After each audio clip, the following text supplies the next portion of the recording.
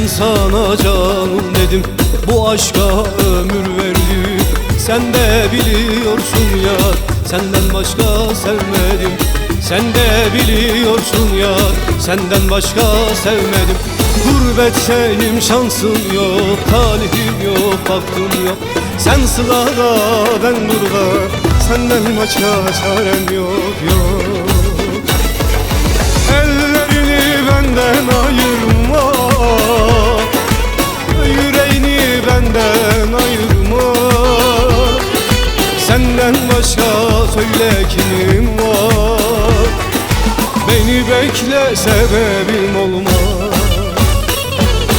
Ellerini benden ayırma, yüreğini benden ayırma. Senden başka söyle kimim var? Beni bekle, sebebim olmaz.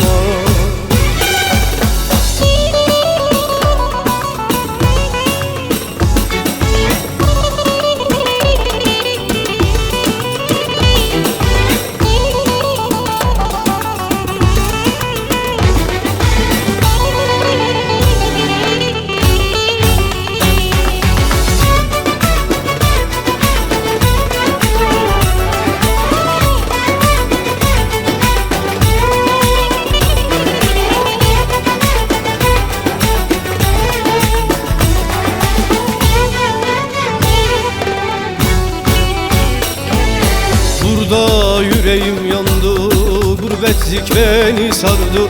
Bekle beni sevdiğim, çoğu gitti azı kaldı. Bekle beni sevdiğim, çoğu gitti azı kaldı. Gurbetteyim, şansım yok, talihim yok, baktım yok. Sen orada, ben burada, senden başka çarem yok, yok. Ellerini benden ayırma, yüreğini benden ayırma. Senden başka söyle kimin var? Beni bekle, sebebim olmaz. Ellerini benden ayırma, yüreğini benden ayırma. Senden başka benim kimim var? Beni bekle, sebebim olmaz. Ellerini benden ayırma, yüreğini benden ayırma. Senden başka benim kimim var? Beni bekle, sebebim